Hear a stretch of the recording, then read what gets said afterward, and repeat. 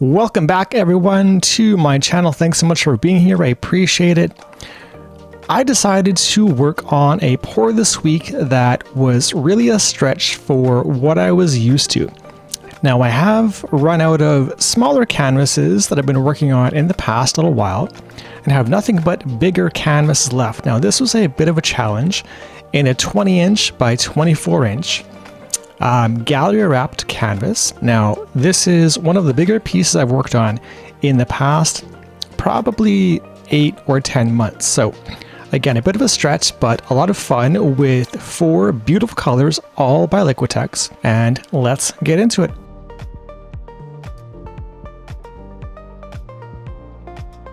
And now why I say this was a bit of a stretch for this pour was because, again, all 4 colors by Liquitex are colors I've never used before. Now the 4 colors I decided to use were Phthalocyanine Blue, Fluorescent Blue, also Prism Violet, and lastly Iridescent White, which is a really pretty color. Now my concern with this pour was that the darker blue and the violet were much darker once I mixed them than I thought they would be initially, so I needed to be mindful of where my colors were going to be. So I decided to try to keep my lighter colors in the middle and the darker blue and violet near the outside, but also giving some color pop towards the center. So again, being mindful of where my color is and where I've got to be for the sake of my pattern I had set out to pour in the first place. And now my biggest fear with these colors were that the darker blue and the violet would turn out muddy in my swipe. So again, I'm having to be very careful with where I'm placing the lighter colors. Again, the lighter blue and the iridescent white need to be a bit of a focal point and a point of emphasis on this pour. So let's see how it all shook out.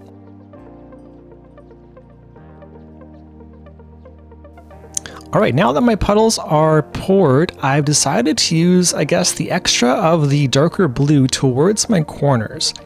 Now I've sped up through the puddle part, and you can see I've used some violet and some of the lighter blue on the outside of my puddles, but also I'm pouring the iridescent white into the violet and the darker blue towards, again, the center.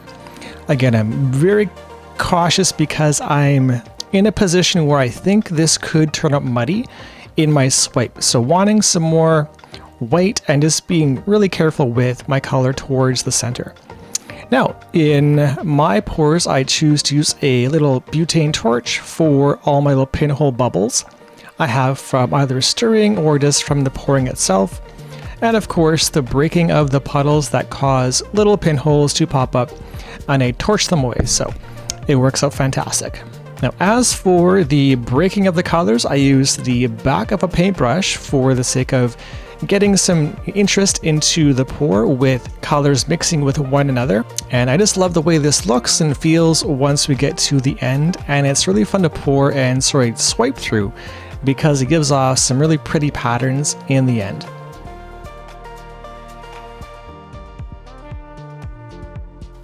Now I do have a question of the week this time around. So in your experience, if you do paint, have you gone ahead and tried brand new paints, all new colors for you on any particular pour? Let me know in the comments below. I'm very curious as to what you may have used and how it turned out. Now, as for my swipes, I did 3 swipes across the face of this particular pour. Now, the second one I'm not a big fan of, but it gave off enough really good lacing that I knew that I could get a good stretch from the lacing itself and worry less about the color pattern it gave me in the end. So again, not super pumped with how this middle section turned out, but as for the top, very pretty with the blue and purples together. And now for the last, I'm back to my regular swiping pattern going, in my case, it is right to left as I look down on the painting in front of me. And this particular third swipe, I think, was the best one, giving some really pretty color from the left to the right as we see it.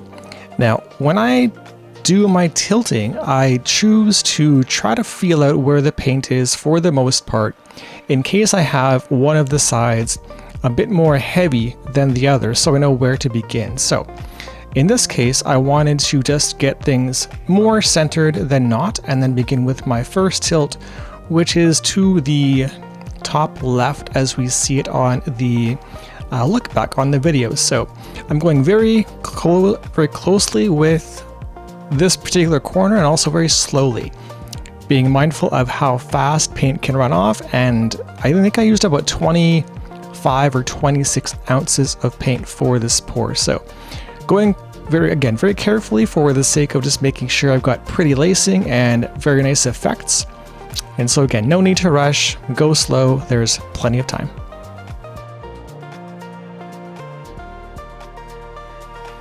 And I've got my son there in the corner. He was my supervisor to make sure I didn't tilt too aggressively and wind up with paint on the floor. So I asked him to be my wingman for this part of the pour, making sure I did not get any paint on the floor, because this is our dining room where we have supper and whatnot. So he was being my watch out guy. Now, as I continue going through with the tilts, again, this is sped up video, so it is faster looking down on it than I was going in real time. And again, going slow, being careful is the best way to tilt, in my opinion, because you have control of everything. And again, there's no need to be fast, because you can run the risk of having muddy colors or stretched lacing, in which case you're not always getting the prettiest version of what you're going for from the beginning. So again, no need to be fast, go slow. And in this case, when I go for my third tilt, I'm really kind of wiggling the paint down to the bottom of the canvas and letting gravity take care of the rest.